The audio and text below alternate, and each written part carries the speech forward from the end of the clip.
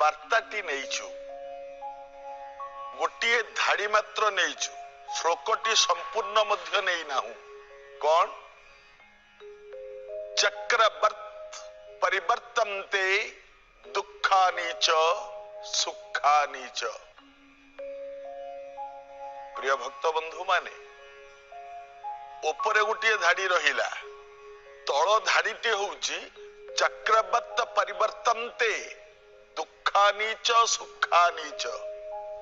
ମାନେ ମଣିଷର ସବୁବେଳେ ତା ଭାଗ୍ୟଟି ଗୋଟିଏ ଚକ୍ର ଭଳିଆ ଘୁରୁଥାଏ।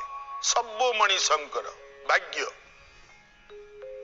ଏବଂ ଏଇ ଚକ୍ରରେ କେତେବେଳେ ଦୁଃଖ ଆସିଯାଏ, କେତେବେଳେ ସୁଖ ଆସିଯାଏ। କେହି ଜଣେ ମଣିଷ ଛାତିରେ ଚାପଡା ମାରି କହିପାରିବ ନାହିଁ ମୋ ଜୀବନ ସାରା ମୁଁ ସୁଖରେ ଅଛି, କେବେ ଦୁଃଖ ପାଇ ନାହିଁ ବୋଲି। ଏବଂ କେହି ଜଣେ ମଣିଷ ବି ଛାତିରେ ଚାପଡା ମାରି କହିପାରିବ ନାହିଁ ମୋ ଜୀବନ ସାରା ମୁଁ ଦୁଃଖ ପାଇଛି, ଟିକିଏ ବି ସୁଖ କେତେବେଳେ ପାଇନି। ନା, ମଣିଷ ଭାଗ୍ୟରେ, ମଣିଷ ଜୀବନରେ ଚକ୍ର ଭଳି ସବୁବେଳେ ଘୁରୁଥାଏ ଦୁଃଖ ଏବଂ ସୁଖ। କିନ୍ତୁ ପ୍ରିୟ ଭକ୍ତ ବନ୍ଧୁ ମାନେ, ତାକୁ ହିଁ ଶ୍ରେଷ୍ଠ ମଣିଷ କୁହାଯିବ ଏବଂ ସେଇ ମଣିଷ ହିଁ ପୂଜା ପାଇବାକୁ ଯୋଗ୍ୟ। କିଏ? ଯିଏ ଦୁଃଖରେ ଭାଙ୍ଗି ନ ପଡି, ଦୁଃଖରେ ମ୍ରିୟମାଣ ନ ହେଇ ଅପେକ୍ଷା କରେ।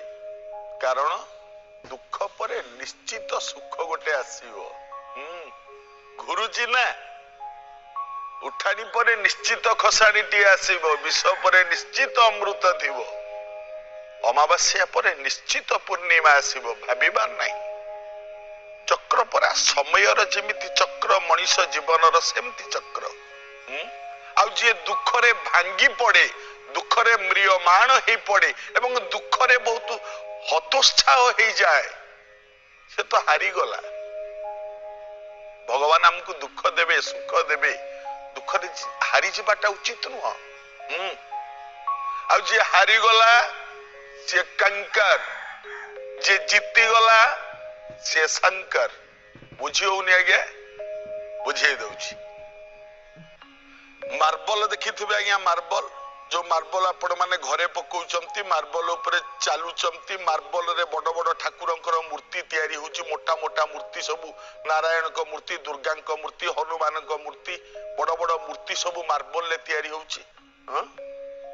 ଦିନେ ଏଇ ଯୋଉ ମାର୍ବଲ ପକେଇକି ଆମେ ଚାଲୁଛନ୍ତି, ଚାଲିବା ମାର୍ବଲ ଭଗବାନଙ୍କର ମୂର୍ତ୍ତି ହେଇଥିବା ଗୋଟିଏ ମାର୍ବଲକୁ ପଚାରିଲା, ତୋ ନାଁ ମାର୍ବଲ, ମୋ ନାଁ ବି ମାର୍ବଲ,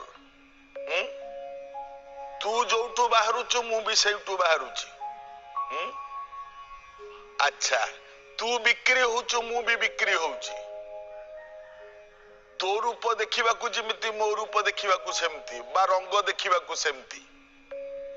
ଆଚ୍ଛା ମତେ କହିଲୁ, ତୁ କଟା ହଉଛୁ, ହଣା ହଉଛୁ, ମୁଁ ବି କଟା ହଉଛି, ହଣା ହଉଛି, ତତେ ଯିଏ ଯୋଉ ଲୋକ କିଣିଲା ମତେ ବି ସେଇ ଲୋକ କିଣିଲା। ଏ ଭଗବାନ ଯୋଉ ମାର୍ବଲ, ସେ ମାର୍ବଲ କିଛି କହୁନି, ଏ ପାଦ ଚଲା ମାର୍ବଲ ପଚାରୁଛି, ଭାଇ ତୋର ମୋର ତ ସବୁ ଏକା, ମତେ ଭାଇ କହିବୁ, ତୁ ତ ଯାହା ମୁଁ ତ ସେଇଆ, କିନ୍ତୁ ତୁ କାହିଁକି ଘର ଭିତରେ ସିଂହାସନରେ ବସିକି ପୂଜା ପାଉଛୁ, ମୋ ଉପରେ ଲୋକ ଗୁଡା କାହିଁ ଗୋଇଠା ମାରିକି ଚାଲୁଛନ୍ତି କହିଲୁ, ଆ ଭିତରେ ପାର୍ଥକ୍ୟ କଣ? ତୁ ଯୋଉ ମାର୍ବଲ ମୁଁ ତ ସେଇ ମାର୍ବଲ, କିନ୍ତୁ ତତେ ନେଇକି ସିଂହାସନରେ ବସେଇକି ଅଷ୍ଟ ଐଶ୍ୱର୍ଯ୍ୟ ଦେଇ, ଧୂପ ଦୀପ ଚନ୍ଦନ ନୈବେଦ୍ୟ ଫୁଲ ଦେଇ ତତେ ପୂଜା କରୁଛନ୍ତି, କିନ୍ତୁ ମୋ ଉପରେ ଗୋଡ କଚାଡିକି ଚାଲୁଛନ୍ତି, ଗୋଇଠା ମାରିକି ଚାଲୁଛନ୍ତି ମୋ ଉପରେ। ପାର୍ଥକ୍ୟ କଣ? କଣ ପାଇଁ ଏ ଘଟଣା?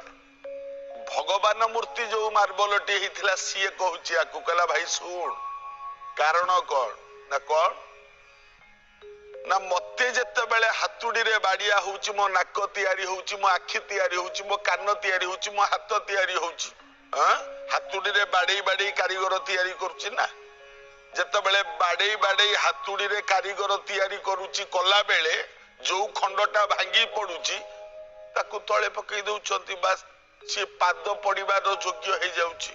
ଯିଏ ନ ଭାଙ୍ଗିଲା ସିଏ ମୋ ଭଳିଆ ମୂର୍ତ୍ତି ହେଇକି ପୂଜା ପାଇଲା।